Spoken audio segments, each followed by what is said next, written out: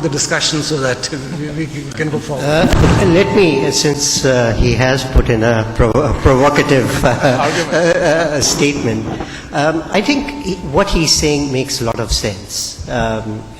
What I said was that the financial gurus or the chartered accountants are a national choice. However, it is up to an individual to be able to come to that position where he is accepted as a choice. And it is important that you cannot only be a financial person. You need to be more than that.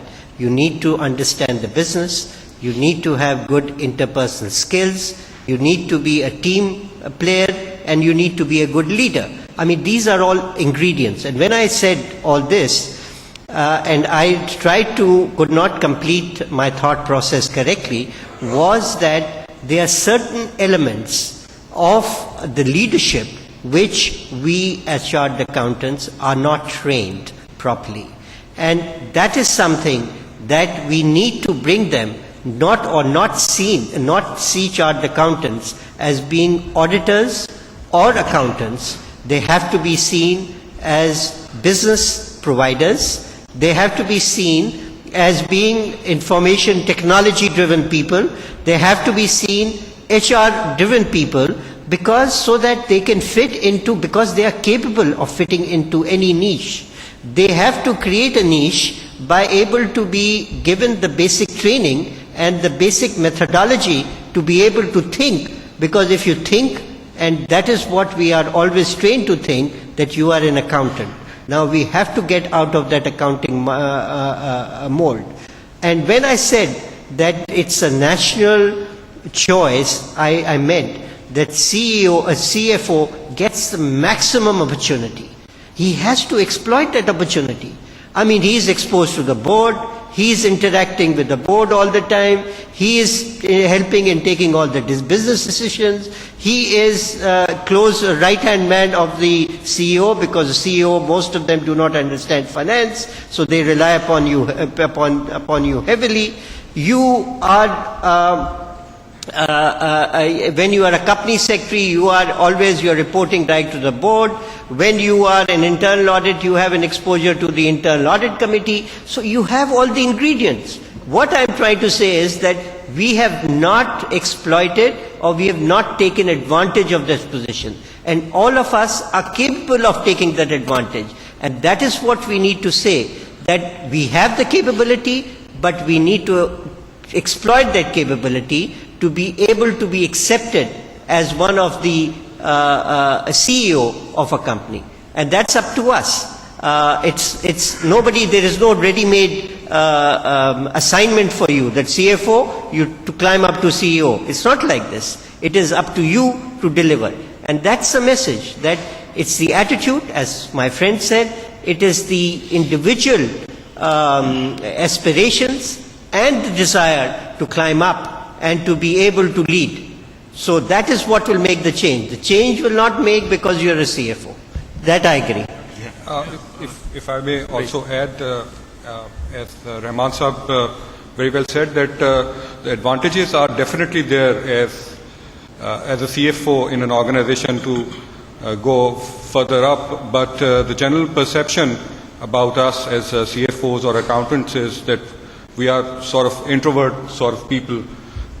We don't interact much with other departments, and we like to work in our own silos or in our own comfort zones. But I think the most important thing to further go up is to improve this perception.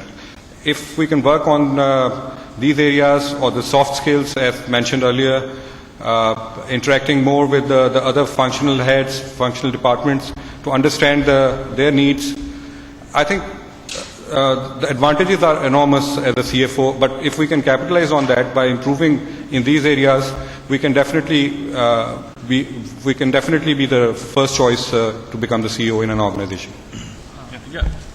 I think things have moved a lot since last 10-15 years. If you look back 10-15 years, you can see very few accountants were heading any company. We used to see marketing guy or operations guy moving on to the position of CEO.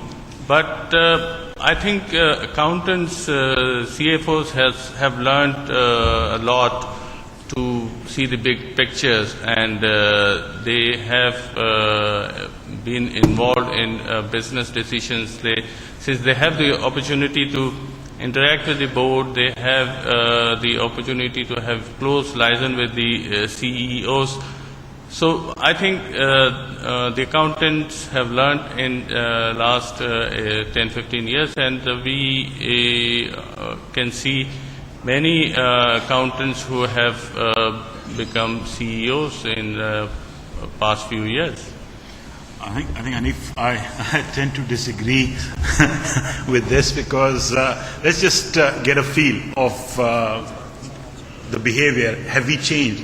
How many of the CFOs would actually, out of the people who are sitting here, how many of us would actually like to see others coming to our room with their problems? Or if there is a problem, how many of us would actually go out of our room to their respective areas and solve this problem? I'm sure we still want them to come. That's a come to me approach which is there. So unless we change that, I'm afraid that we won't be able to sort of achieve what we just said. Because if I can sum it up, the transition from CFO to CEO, given all the qualification, expertise, access to the board, I think it boils down to one word, which is right attitude. The two things that I've gathered in the last 10 minutes. One, that CFOs do have a natural advantage. Is that correct? Yeah. Yes. Yeah. And the other thing which Parvez said, that 20% CFOs in US, at least in North America and UK, 20%. In the studies say 5 to 10% in Europe and Asia. So probably in our part of the world, the percentage will not be more than 20%. Yeah. No. So the other 80%, what are they doing wrong? You pointed out attitude. Attitude, yes. Is there something in the CFO, when you're getting training as an accountant or as a CFO, is there something that is lacking there which the other 80%, 80% fail rate is probably a lot, especially if you have a natural advantage. Farid, actually, what is being said is that 80% of the corporations do have non-accountants and 20%. So the amongst the accounting population, they may be about 1% only. Yeah.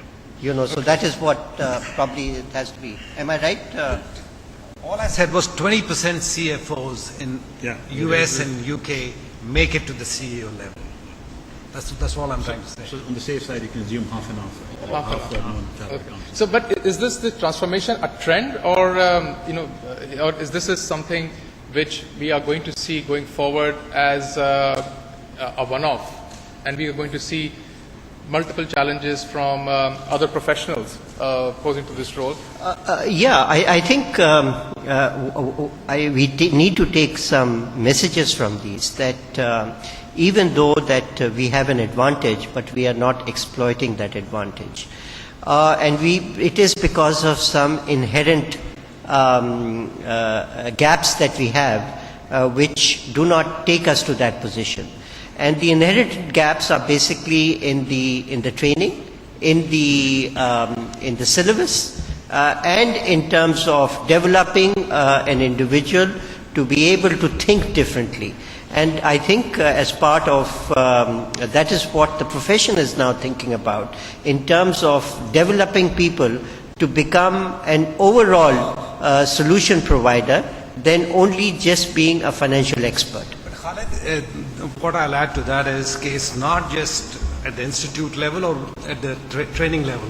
It's very important for individuals to have cross-functional exposures.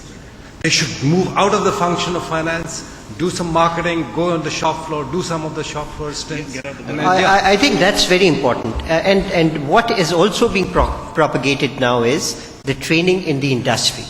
If 80% of our population are in industry who doesn't have proper exposure